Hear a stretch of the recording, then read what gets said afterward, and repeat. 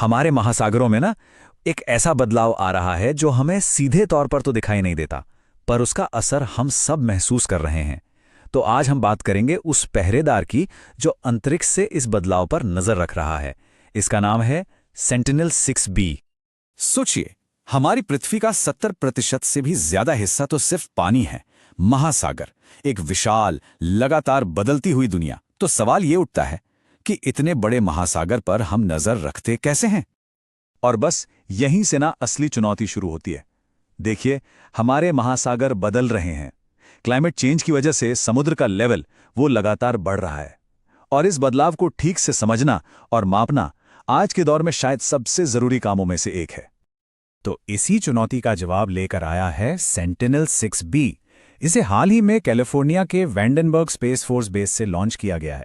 यह है हमारा नया गार्डियन, जो अंतरिक्ष की ऊंचाइयों से हमारे महासागरों पर अपनी पैनी नजर रखेगा। अब देखिए, सेंटिनल-6B कोई आम सैटेलाइट बिल्कुल नहीं है। यह एक बहुत ही एडवांस्ड ओशन ट्रैकिंग सैटेलाइट है, और इसका मिशन एकदम साफ है। पूरी दुनिया के समुद्री स्तर को इतनी सटीकता से मापना जो आज से पहले कभी मुमकिन ही नहीं था। और ये मिशन इतना बड़ा है, इतना जरूरी है कि इससे कोई एक देश अकेले नहीं कर सकता। ये नासा, NOAA, जो अमेरिका की national oceanic and atmospheric administration है, और यूरोपियन स्पेस एजेंसी यानी ESA का एक जॉइंट मिशन है।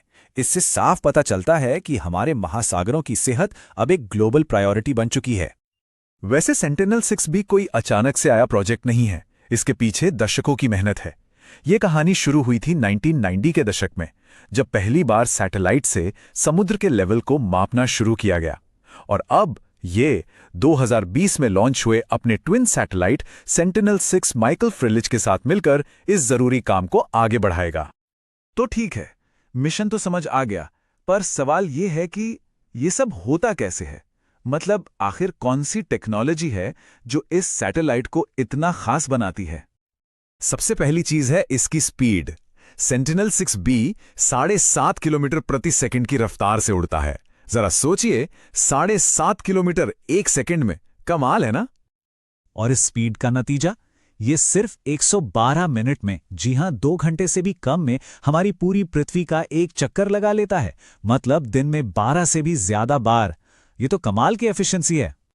और सिर्फ स्पीड ही नहीं, इसका ऑर्बिट यानी इसकी कक्षा भी बहुत खास है। इसे एक नॉन सन सिंक्रोनस ऑर्बिट में रखा गया है।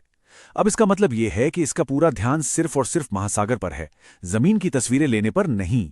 इससे यह ज्वार भाटा जैसे छोटे छोटे बदलावों को भी पकड़ पाता है, जो दूसरे सैटेलाइट्स अक्सर मिस कर जाते हैं। अब इतनी सारी टेक्नोलॉजी को चलाने के लिए चाहिए पावर, है ना? तो इसके लिए सेंटिनल-6B के पास एक बड़ा ही स्मार्ट डुअल पावर सिस्टम है। पहले हैं फिक्स सोलर पैनल्स। ये लॉन्च के वक्त सैटेलाइट की बॉडी से जुड़े होते हैं और शुरुआती जरूरी पावर देते हैं।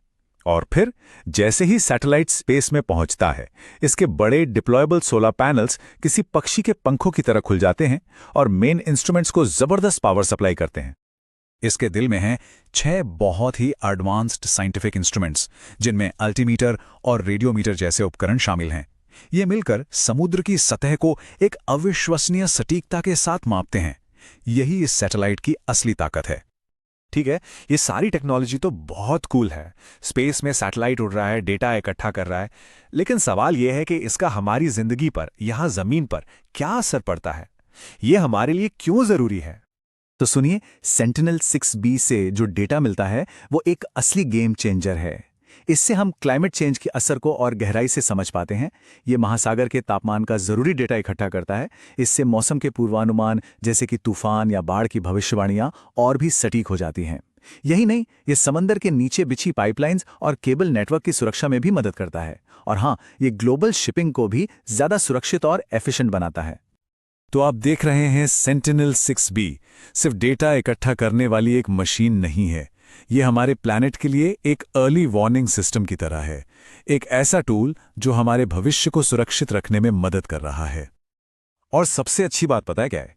ये स्पेस में अकेला नहीं है। अपने ट्विन सैटेलाइट सेंटिनल-6 माइकल फ्रिलिच के साथ मिलकर ये दोनों एक ऐसी पावरफुल टीम बनाते हैं जो हमें हमारे महासागरों का एक पूरा बिना रुकावट वाला व्यू देती है, एकदम हाई डेफिनेशन में। और ये सब हमें एक आखिरी और बहुत बड़े सवाल पर लाकर खड़ा कर देता है। हमारे प्लैनेट को बचाने में स्पेस से मिलने वाली जानकारी आगे और क्या-क्या भूमिका निभाएगी? सेंटिनल 6B तो शायद बस एक शुरुआत